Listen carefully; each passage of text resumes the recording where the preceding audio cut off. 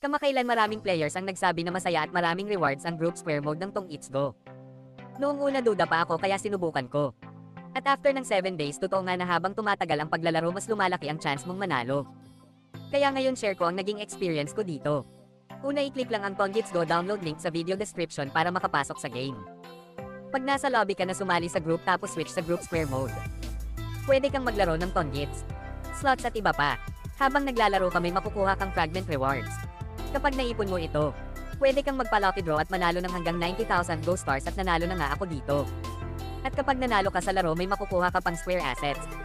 Pwede itong gamitin bilang game props para makasali sa mas maraming laro. At ang masaya pa ang 100 square assets katumbas yan ng 100 Go Stars. At pwede mo rin itong ipalit sa 100 load. Kapag gusto mo na mag-cash out simple lang ang process.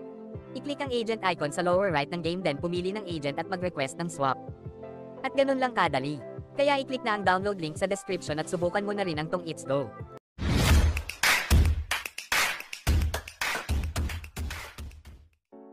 Hi guys, welcome back to EasyPH. Sa video na ito ituturo ko sa inyo kung paano mag-access sa advanced server sa Mobile Legends para maka-access kayo sa mga paparating na update at magkaroon ng free diamonds dito. At ito ang nanalo ng free Starlight sa last video natin. Congratulations sa iyo! At kung gusto mo mabigyan ng free Starlight, search lang ang EasyPH sa Facebook at i-share mo lang ang unang post natin sa 10 groups at mag-message agad sa page.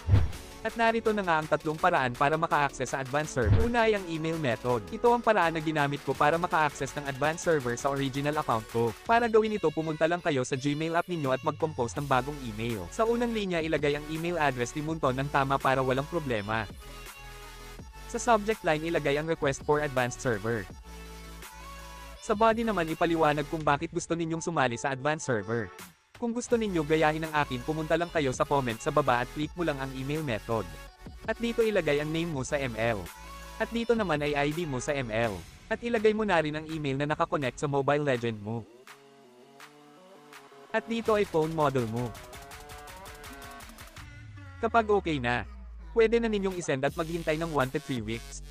Kung walang response baka hindi pasok sa requirements ang ML account ninyo. Susunod ay ang form method. Ito ang bagong paraan para mag-access sa advanced server na konektado sa original server ninyo.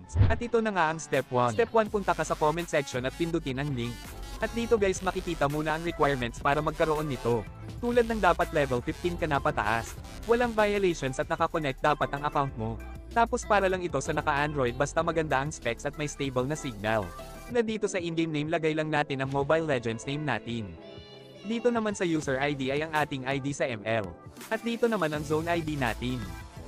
Dito naman piliin lang natin ang Android kasi hindi pa daw ito available sa iOS. Tapos dito ilagay mo kung ilang oras ka naglalaro ng ML bawat araw. Dito naman kung anong internet gamit sa paglalaro ng ML. Dito mo naman ilagay kung ilan ping mo. Tapos click next, then dito lagay lang natin ang email natin. Dito guys piliin nyo lang kung saan nyo natutunan ang advanced server. Dito sa last part ilagay mo lang dyan kung bakit mo gusto magkaroon ng advanced server. Pwede mo rin gamitin itong sa akin, copy mo na lang sa description at i-paste dito. At pindutin ang submit. Ang uli naman ay ang tap-tap method o beta version. Ang maganda dito ay hindi na kailangang mag-apply. Pwede nang maglaro agad. Pero may ang link sa comments.